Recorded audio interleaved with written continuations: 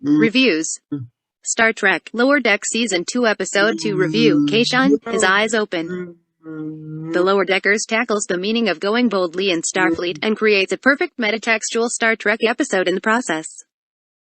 This Star Trek Lower Decks review contains spoilers for Season 2, Episode 2. Star Trek Lower Decks Season 2 Episode 2. At this point, asking whether or not Lower Decks is real Star Trek is nuts. Not only does the series capture the warm and fuzzy TNG vibe nearly perfectly, it also talks about the meaning of Star Trek quite a bit.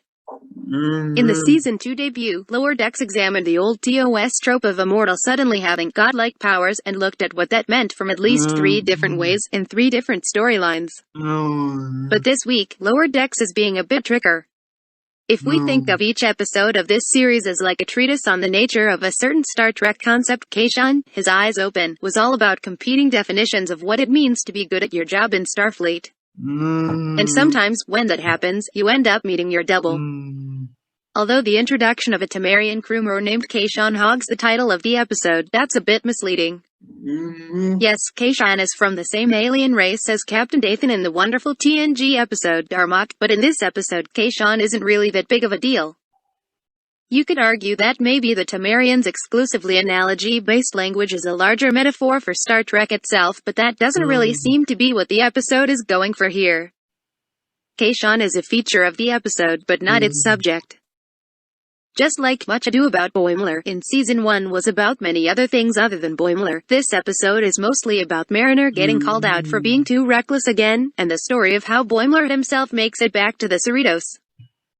While on a mission to help catalog a collector's ship, Mariner, Tendi, Rutherford and Jet all get trapped by some killer security systems pretty quickly. In Jet, Mariner sees a rival for who will be the dominant cool member of the group, and so she predictably acts like she's in charge until things go horribly wrong. What makes this work is that Jet is her equal, and is in no way influenced by Mariner's bullshit.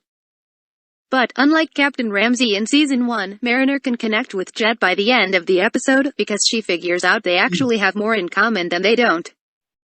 In short, although the show is relying on the gimmick of Mariner screwing something up again by being too arrogant, it totally works because the context is pretty different than last season. But the real brilliance of the episode is all about Boimler's adventures on the USS Titan, and how getting transporter cloned sends him back to the USS Cerritos.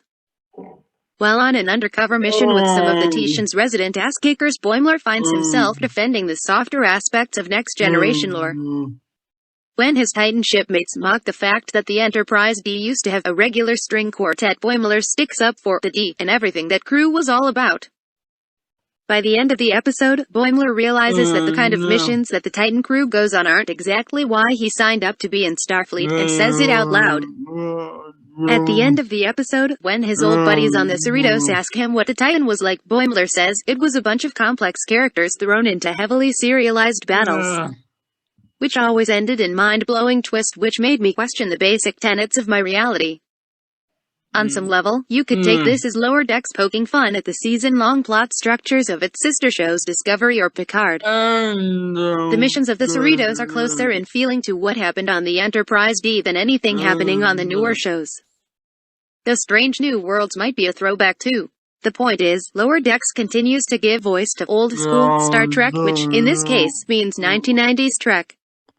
At the end of the episode, Boimler's Titan friends call him Enterprise in a kind of teasing, friendly way. Boimler fits into a different era of Starfleet, maybe one before the Dominion War happened, and certainly not the Starfleet we saw in Picard Season 1.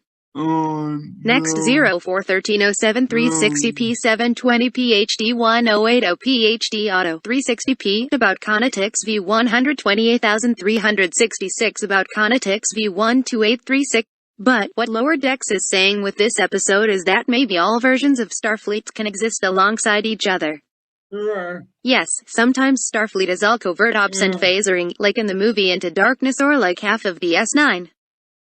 But maybe, sometimes things are more like the goofy TNG episode, Second Chances, in which Riker was infamously duplicated. Toward the end episode, when it's revealed there are now two Boimlers, one of the Boimlers says, "Wait, I'm the transporter clone, boo." But the bigger message here is much smarter. They are both the real Boimler. Both versions of Starfleet can coexist. And, it turns out, each one is the genuine Boimler, proving that the definition of going boldly can mean different things, even within the same person. Top articles about Conatix v 128,365. Read more. American Horror Story, double feature tackles pill-popping, blood-sucking addiction, Den of Geek. Written by Ryan Britt. Ryan Britt is a longtime contributor to Den of Geek. He is the author of the forthcoming book Phasers.